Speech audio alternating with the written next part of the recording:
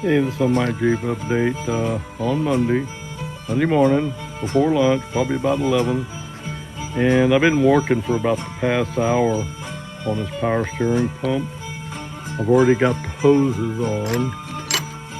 This one, the high pressure one, I'm still working on.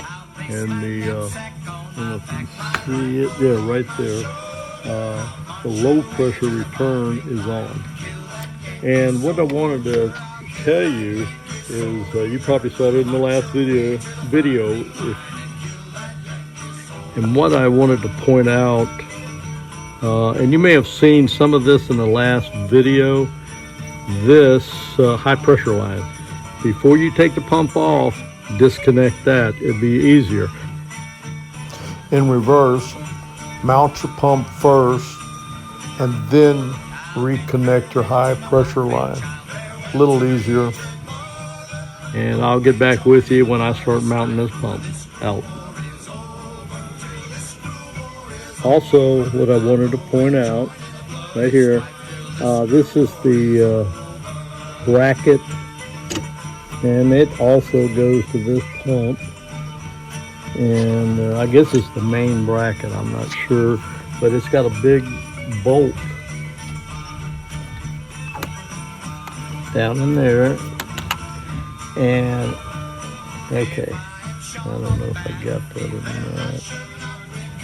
Okay, I don't know if I got that or not.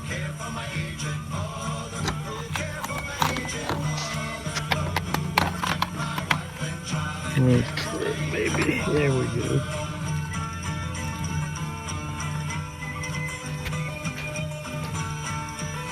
It's back in here, it's hard to see from this angle. Okay, you can see part of it. That's a 16 millimeter bolt, and it was loose. This bracket was all loose. I never had this power steering up real good, and that's done. All right, so I'm gonna get back to mounting this power steering unit out. Okay, this return line, this connector takes a 5/8 wrench. You can't use a socket, you gotta have a wrench on it. And I couldn't find anything on how much to tighten it up, so I just tightened it pretty tight and left it there. Because it's easy to get to. If you ever see a leak there, you think it's loose, you can tighten it up, get to it pretty easy. Okay, back to it.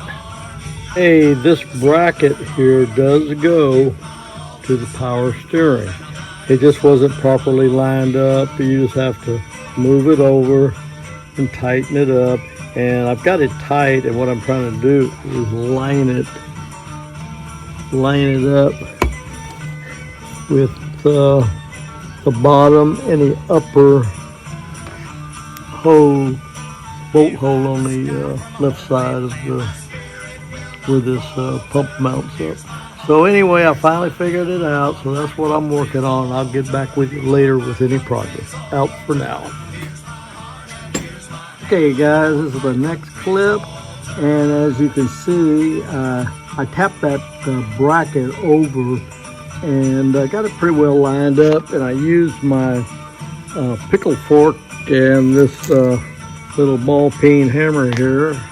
I just didn't, I couldn't use just the hammer because there's some wires and sensors in here. So I had that pickle fork stuck out, got away from the wires, and went down on this bracket, and I was able to tap it. And I lined the bolts up the best I could. They're pretty close, so when I tighten it up, it'll pull it to whatever direction, but it's pretty straight. So anyway, I'm glad I figured that out, because that bracket was not attached.